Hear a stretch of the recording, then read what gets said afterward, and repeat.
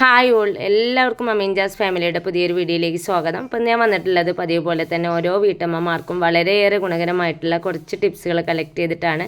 എന്നും പറയുന്ന പോലെ വീഡിയോ എല്ലാവരും ഫുള്ളായിട്ട് കാണുന്ന സമയത്ത് നിങ്ങൾക്ക് യൂസ്ഫുൾ ആയിട്ട് തോന്നുകയാണെങ്കിൽ ലൈക്ക് ചെയ്യാനും ഷെയർ ചെയ്യാനും കമൻറ്റ് ചെയ്യാനും സബ്സ്ക്രൈബ് ചെയ്യാത്ത കൂട്ടുകാരുണ്ടെങ്കിൽ ഒന്ന് സബ്സ്ക്രൈബ് ചെയ്ത് തൊട്ടടുത്തുള്ള കുഞ്ഞ് ബെല്ലൈക്കൺ കൂടി എനേബിൾ ചെയ്യാൻ മറന്നു പോകരുത്. പൊട്ടും സമയം കളയാതെ ഇന്നത്തെ ഫസ്റ്റ് ടിപ്പിലോട്ട് പോകാം. നമ്മുടെയൊക്കെ വീടുകളിൽ മക്കളുടെ ഷൂ ഉണ്ടാവും, ഇതുപോലെ ഫംഗ്ഷനൊക്കെ പോകുമ്പോൾ ഇടുന്ന ഷൂ. അത് നമ്മൾ എത്ര ക്ലീൻ ആക്കി കഴിഞ്ഞാലും പിന്നീട് നമ്മൾ എടുക്കുന്ന സമയത്ത് നന്നായിട്ട് അതിൽ ഡസ്റ്റൊക്കെ ആവാറുണ്ട്. അതൊന്നുമില്ലാതെ നമുക്ക് കീപ്പ് ചെയ്യാൻ പറ്റുന്ന ഒരു സിമ്പിൾ ഐഡിയ ആണ് ഞാൻ ഈ കാണിക്കുന്നത്. മോൻ്റെ ഒരു സോക്സാണ് എടുത്തിട്ടുള്ളത്, ഉപയോഗിക്കാത്തൊരു സോക്സാണ് കേട്ടോ. എന്നിട്ട് അതിന് ഉള്ളിലേക്കായിട്ട് ഞാൻ ആ ഷൂ ഇട്ട് കൊടുക്കുകയാണ്. ഇതുപോലെ നമ്മൾ കീപ്പ് ചെയ്യുകയാണെങ്കിൽ എത്ര നാൾ കഴിഞ്ഞിട്ട് നമ്മൾ ആ ഒരു ഷൂ എടുത്ത് നോക്കിയാലും അതിലൊട്ടും പൊടി ഉണ്ടാവില്ല കേട്ടോ. നമ്മൾ ക്ലീൻ ചെയ്ത് വെച്ച അതേ ഒരു ക്ലീൻ തന്നെ അതുണ്ടാവുകയും ചെയ്യും. ഇനി ഇതേ സോക്സ് വെച്ചിട്ട് തന്നെ നമുക്ക് ചെയ്യാൻ പറ്റുന്ന രണ്ടാമത്തെ ഐഡിയ ആണ്, കുപ്പി ഗ്ലാസ്സുകളൊക്കെ നമ്മൾ കീപ്പ് ചെയ്യുന്ന സമയത്ത് ചിലതൊക്കെ പൊട്ടിപ്പോവാറുണ്ട്. അത് പൊട്ടിപ്പോവാതെ നമുക്ക് എത്ര നാൾ വേണമെങ്കിലും കീപ്പ് ചെയ്യാൻ പറ്റുന്ന ഒരു സിമ്പിൾ ഐഡിയ ആണ് കേട്ടോ. അത് ഒരു സോക്സിനുള്ളിലേക്ക് ഞാൻ ഒരു കുപ്പി ഗ്ലാസ് ഇട്ട് കൊടുത്തിട്ടുണ്ട്. എന്നിട്ട് അത് ഏറ്റവും എഡ്ജിലേക്ക് ആക്കിയതിന് ശേഷം ബാലൻസ് ഉള്ള ഭാഗം എന്താ ഉള്ളിലേക്ക് ഇതുപോലെ വെച്ച് കൊടുത്തിട്ടുണ്ട്. എന്നിട്ട് ഇതിന് മുകളിലായിട്ട് വീണ്ടും ഗ്ലാസ്സുകൾ ഇട്ട് വെക്കാൻ പറ്റും കേട്ടോ. അപ്പോൾ ഞാനിതാ കുറച്ച് ഗ്ലാസ്സുകൾ ഇതേപോലെ കീപ്പ് ചെയ്ത് വെച്ചിട്ടുണ്ട്. എന്നിട്ട് ഒരു ബോക്സിനുള്ളിലേക്ക് ആക്കിയിട്ട് വെച്ച് കൊടുക്കുകയാണ്. അപ്പോൾ ഇതുപോലെ നമ്മൾ എത്ര നാൾ കീപ്പ് ചെയ്ത് കഴിഞ്ഞാലും ഗ്ലാസ് പൊട്ടിപ്പോവുകയില്ല. ഒത്തിരി നാൾ നമുക്കത് പൊട്ടാതെ സൂക്ഷിക്കാൻ പറ്റും. ഇനി അടുത്തതായിട്ട് ഞാനൊരു കിടിലൻ റെസിപ്പിയാണ് റെഡിയാക്കി എടുക്കാൻ പോകുന്നത്. ഫിഷ് വെച്ചിട്ടുള്ള റെസിപ്പിയാണ് കേട്ടോ. അപ്പോൾ ഒത്തിരി ഓയിലൊന്നും യൂസ് ചെയ്യാതെ വളരെ കുറച്ച് ഓയിൽ മാത്രം യൂസ് ചെയ്തിട്ട് നല്ല ടേസ്റ്റി ആയിട്ട് റെഡിയാക്കാൻ പറ്റുന്ന റെസിപ്പിയാണ്. അപ്പോൾ ആദ്യം തന്നെ നമുക്ക് അതിനുള്ള മസാല കൂട്ടൊന്ന് റെഡിയാക്കി എടുക്കാം. ഞാനൊരു പാൻ എടുത്തിട്ടുണ്ട്. അതിലേക്ക് 1.5 ടേബിൾ സ്പൂൺ മുളക് പൊടി, 1/4 ടീസ്പൂൺ മഞ്ഞൾപ്പൊടി, 1/4 ടീസ്പൂൺ പെരിഞ്ജീരകം, ആവശ്യത്തിന് ഉപ്പും കൂടി ചേർത്ത് കൊടുക്കുന്നുണ്ട്. ഇനി നമുക്ക് ആവശ്യമുള്ളത് നാരങ്ങയാണ് കേട്ടോ. അപ്പോൾ നാരങ്ങ നിങ്ങളുടെ കയ്യിലില്ലെങ്കിൽ വിനെഗർ നിങ്ങൾക്ക് യൂസ് ചെയ്യാം. ഞാനൊരു 1/2 ലെമണാണ് ഇതിലേക്ക് യൂസ് ചെയ്തിട്ടുള്ളത്. ഇനി ഞാനിതിലേക്ക് ആഡ് ചെയ്യുന്നത് വെളുത്തുള്ളി, ഇഞ്ചി, ചെറിയുള്ളിയൊക്കെ ചതച്ചെടുത്തതിൻ്റെ നീരാണ് കേട്ടോ. അപ്പോൾ അതിൻ്റെ ചണ്ടി ഞാൻ ചേർത്ത് കൊടുക്കലില്ല. ഇതുപോലെ നന്നായിട്ട് അരച്ചതിന് ശേഷം ആ ഒരു നീരാണ് ഞാൻ ഫ്രൈ ചെയ്യുന്ന സമയത്തും ചേർത്ത് കൊടുക്കാറുള്ളത്. ഇനി ഇതിലേക്ക് ഒരു 1/2 ടേബിൾ സ്പൂൺ വെളിച്ചെണ്ണയാണ് ചേർത്ത് കൊടുത്തിട്ടുള്ളത്. ഇതെല്ലാം കൂടി ചേർത്ത് കൊടുത്തതിന് ശേഷം കൈ വെച്ചിട്ട് മസാല നല്ല പോലെ ഒന്ന് മിക്സ് ചെയ്ത് കൊടുക്കാം. ഉള്ളി ചതക്കുന്ന സമയത്ത് കറി ലീവ്സ് കൂടി അതിലേക്ക് ആഡ് ചെയ്യാം കേട്ടോ. ഞാനത് വിട്ടുപോയതാണ്. അപ്പോൾ നമ്മുടെ മസാല ഇവിടെ റെഡി ആയിട്ടുണ്ട്. ഇനി ഈ ഒരു മസാലക്കൂട്ടിലേക്ക് നേരത്തെ റെഡിയാക്കി വെച്ചിട്ടുള്ള മീൻ ഓരോന്നായിട്ട് ഇട്ട് കൊടുത്തതിന് ശേഷം മീനിൻ്റെ എല്ലാ ഭാഗത്തും മസാല കൈ വെച്ചിട്ട് തന്നെ തേച്ചൊന്ന് പിടിപ്പിച്ച് കൊടുക്കണം. അതിൻ്റെ ഉൾവശത്തൊക്കെ നല്ല പോലെ തന്നെ ആ ഒരു മസാല പുരട്ടി കൊടുക്കണം കേട്ടോ. അപ്പോൾ ഞാൻ ഓരോന്നിലായിട്ട് ഇതേപോലെ മസാല ഒന്ന് അപ്ലൈ ചെയ്ത് കൊടുക്കുന്നുണ്ട്. ഇപ്പോൾ എല്ലാത്തിലും ഞാൻ മസാല ആക്കി കൊടുത്തിട്ടുണ്ട്. എന്നിട്ട് ഒരു അരമണിക്കൂർ റെസ്റ്റ് ചെയ്യാനായിട്ട് മാറ്റിയേക്കാം. അപ്പോൾ ഞാൻ ഈ മസാല തിരുമ്മിയിട്ടുള്ള പാനിലേക്ക് തന്നെ തിരിച്ച് മീൻ വെച്ച് കൊടുക്കുന്നുണ്ട്. അതിന് ശേഷം ഇതിന് മുകളിലായിട്ട് കുറച്ച് കറി ലീവ്സ് കൂടി ഇട്ട് കൊടുക്കുന്നുണ്ട് കേട്ടോ. എന്നിട്ട് കൈ വെച്ചിട്ട് വീണ്ടും ഒന്ന് മിക്സ് ചെയ്ത് കൊടുക്കാം.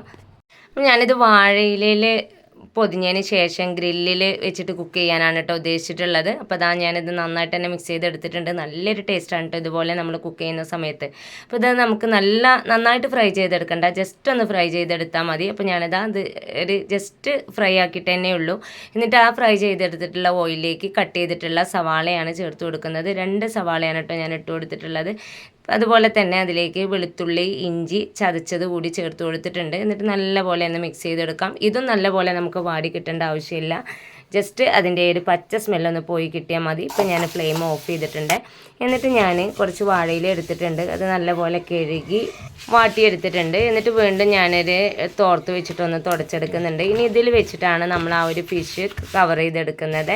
ഞാൻ ഓരോ ഇല ഇതുപോലെ ഒന്ന് തുടച്ചെടുക്കുന്നുണ്ട്. അതിൽ നിന്ന് ഓരോ ഇല എടുത്തതിന് ശേഷം നേരത്തെ റെഡിയാക്കി വെച്ചിട്ടുള്ള ആ ഉള്ളിയുടെ മിക്സ് ഉണ്ടല്ലോ, അത് ഇതുപോലെ ജസ്റ്റ് ആ ഒരു നീളത്തിലൊന്ന് വെച്ച് കൊടുക്കാം. അതിന് മുകളിലായിട്ട് നമ്മൾ ഫ്രൈ ചെയ്ത് വെച്ചിട്ടുള്ള മീൻ വെച്ച് കൊടുക്കാം. അപ്പോൾ അതാ ഞാൻ ഇതുപോലെയാണ് കേട്ടോ വെച്ച് കൊടുത്തിട്ടുള്ളത്. ഇനി ഇതിന് മുകളിലായിട്ട് മീൻ ഇതുപോലെ ഒന്ന് വെച്ച് കൊടുക്കാം. ഇനി ഇതിന് മുകളിലായിട്ട് കട്ട് ചെയ്തിട്ടുള്ള നാരങ്ങയുടെ 2 പീസാണ് വെച്ച് കൊടുത്തിട്ടുള്ളത്. എന്നിട്ട് ഇതുപോലെ ഒന്ന് കവർ ചെയ്ത് കൊടുക്കുക കേട്ടോ. അപ്പോൾ ഞാൻ ഇതേപോലെ മടക്കിയതിന് ശേഷം മീൻ നമ്മൾ വെച്ചിട്ട് ബാലൻസ് വരുന്ന ഈ ഒരു ഭാഗം ഉണ്ടല്ലോ, അത് ഉള്ളിലേക്ക് ഇതേപോലെയാണ് കേട്ടോ മടക്കി കൊടുക്കുന്നത്. അപ്പോൾ വേണമെങ്കിൽ നിങ്ങൾക്ക് ആ ഒരു ഭാഗത്ത് ഈർക്കിളി കുത്തി വെക്കാം. അപ്പോൾ ഞാനിത് ഗ്രില്ലിൽ വെക്കുന്നതുകൊണ്ട് തന്നെ ഞാനത് ചെയ്തിട്ടില്ല. ഇനി ഇതേപോലെ തന്നെ ബാക്കിയുള്ള ഓരോന്നും സെറ്റ് ചെയ്തെടുക്കുന്നുണ്ട്. ഇപ്പോൾ ഞാനത് മുഴുവനായിട്ട് ഇതേപോലെ തന്നെ കവർ ചെയ്തെടുത്തിട്ടുണ്ട്. ഇനി നമുക്കിത് ഗ്രില്ലിൽ വെച്ചിട്ടൊന്ന് കുക്ക് ചെയ്തെടുക്കാം. സാധാരണയായിട്ട് നമ്മൾ അൽഫാമൊക്കെ ഉണ്ടാക്കുന്ന അതേ രീതിയിൽ തന്നെയാണ് കേട്ടോ ഞാനിത് ചെയ്തിട്ടുള്ളത്. പക്ഷേ ഡയറക്റ്റ് വെച്ച് കൊടുക്കാതെ വാഴയിലയിലാക്കി ഇട്ടാണ് വെച്ച് കൊടുത്തതെന്ന് മാത്രമേ ഉള്ളൂ. അപ്പോൾ ഞാനിതാ എൻ്റെ അടുത്തുള്ള ചെറിയൊരു ഗ്രില്ലാണ്, അതിലായിട്ട് ഞാൻ ഇതേപോലെ ഒന്ന് വെച്ച് കൊടുക്കുന്നുണ്ട്. അപ്പോൾ 4 എണ്ണമാണ് ഒരു സെറ്റിൽ എനിക്ക് വെക്കാൻ പറ്റിയിട്ടുള്ളത് കേട്ടോ. അപ്പോൾ തിരിച്ച് വെച്ചാലും ഇതേപോലെ തന്നെയാണ്. അപ്പോൾ ഞാൻ 4 എണ്ണമാണ് ഒരു സെറ്റിൽ വെച്ച് കൊടുത്തിട്ടുള്ളത്. എന്നിട്ട് നമുക്ക് ഈ ഒരു ഗ്രില്ലൊന്ന് സെറ്റ് ചെയ്തതിന് ശേഷം അടുപ്പത്തേക്ക് വെച്ച് കൊടുക്കാം.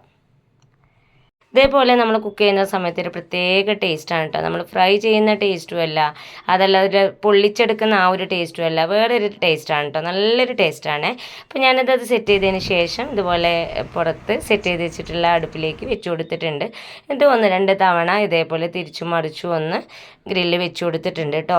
കുറഞ്ഞ സമയം കൊണ്ട് തന്നെ എനിക്കിത് റെഡിയായിട്ട് കിട്ടിയിട്ടുണ്ട് കേട്ടോ. അപ്പോൾ ഞാനിതൊന്ന് കാണിച്ചു തരാം. നമ്മൾ ഓപ്പൺ ചെയ്യുന്ന സമയത്ത് തന്നെ ആ ഒരു സ്മെല്ല് നമുക്ക് സെപ്പറേറ്റ് ആയിട്ട് തന്നെ കിട്ടും കേട്ടോ. അപ്പോൾ അതാ കണ്ടില്ലേ, ഞാൻ ചോറിൻ്റെ കൂടെ ഇതേപോലെ ഓരോരുത്തർക്കും ഓരോന്നായിട്ട് കൊടുത്തിട്ടുണ്ട്. ആ ഒരു സമയത്ത് നല്ലൊരു സ്മെല്ലും കാര്യങ്ങളൊക്കെ ഉണ്ട്. നല്ല ടേസ്റ്റി ആയിട്ട് നമുക്ക് റെഡിയാക്കി എടുക്കാൻ പറ്റുന്ന ഒരു കിടിലൻ ഐറ്റം തന്നെയാണ്. അപ്പോൾ ഇതുവരെ ഈ ഒരു ഐറ്റം ട്രൈ ചെയ്യാത്തവരുണ്ടെങ്കിൽ ഇതൊന്ന് ട്രൈ ചെയ്ത് നോക്കുക. അപ്പോൾ ഇനി അടുത്ത ടിപ്പിലോട്ട് പോവാം. ക്ലീൻ ചെയ്യാൻ എളുപ്പമാണ് എന്നുള്ള ഒറ്റ കാരണം കൊണ്ട് തന്നെ ഭൂരിഭാഗം ആളുകളും യൂസ് ചെയ്യുന്ന ഒന്ന് തന്നെയാണ് സ്റ്റീൽ സ്ക്രബ്ബറുകൾ. ഇത് നമ്മൾ വാങ്ങി യൂസ് ചെയ്യുന്ന സമയത്ത് പക്കയായിട്ടിരിക്കും, പക്ഷെ കുറച്ച് നാൾ നമ്മൾ യൂസ് ചെയ്ത് കഴിഞ്ഞാൽ ഈ ഒരു പരുവത്തിലാവും.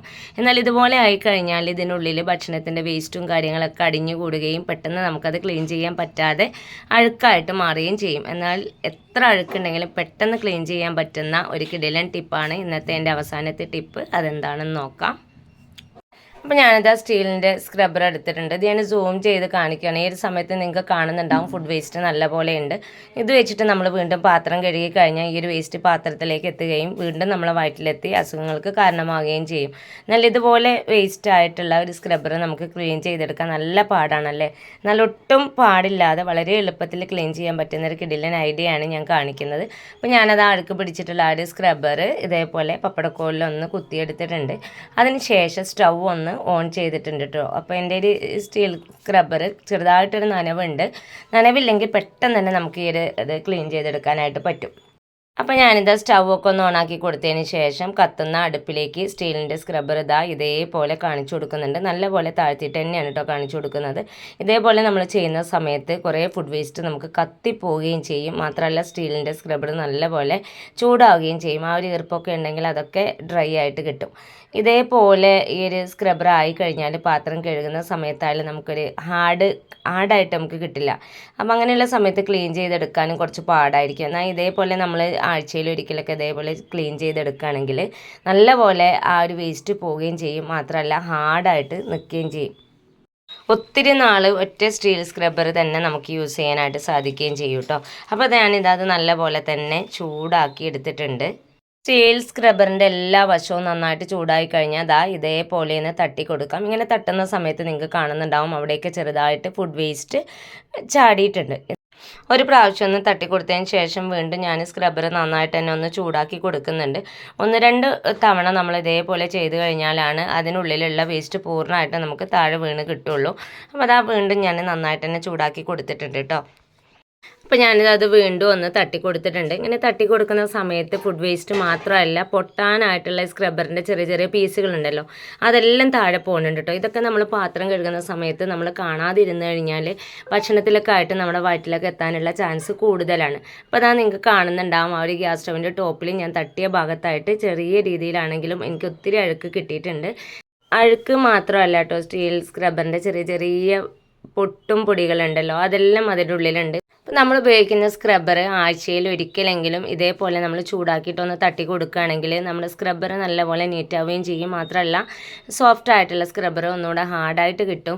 അതേപോലെ തന്നെ അതിൽ ബലഹീനമായിട്ടുള്ള സ്ക്രബ്ബറിൻ്റെ പീസുകളൊക്കെ ഉണ്ടെങ്കിൽ പൊട്ടിപ്പോരുകയും നമുക്ക് ക്ലീൻ ആക്കി എടുക്കുകയും ചെയ്യാം. അപ്പോൾ ഞാനിത് അതേപോലെ തട്ടി കൊടുത്തതിന് ശേഷം ഒരു ചെറിയ ചൂടുവെള്ളത്തിലാണ് ഞാൻ ഇതേപോലെ ഒന്ന് ഇട്ടെടുക്കുന്നുണ്ട് കേട്ടോ.